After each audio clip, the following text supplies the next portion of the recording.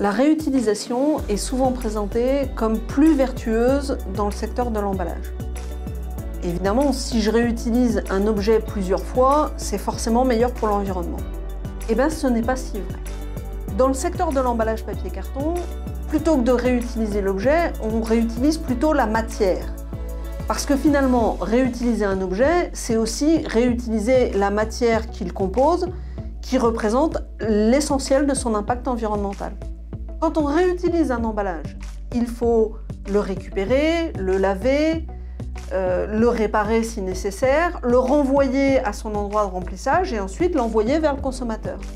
Dans le cas de la réutilisation de la matière, eh bien, il faut collecter, trier les vieux emballages, récupérer la matière, la remettre en forme pour fabriquer un nouvel emballage et le renvoyer au consommateur.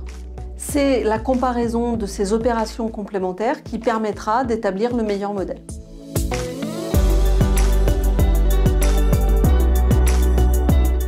En fait, cela dépend de plusieurs paramètres.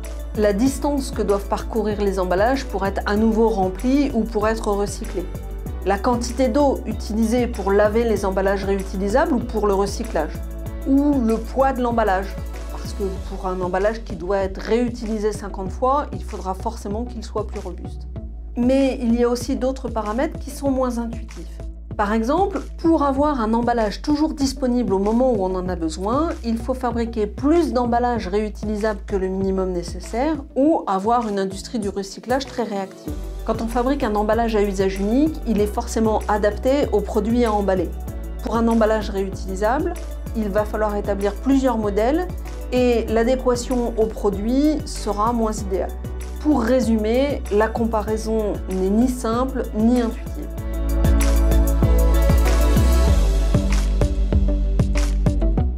Pour être recyclable, un emballage doit remplir 5 conditions.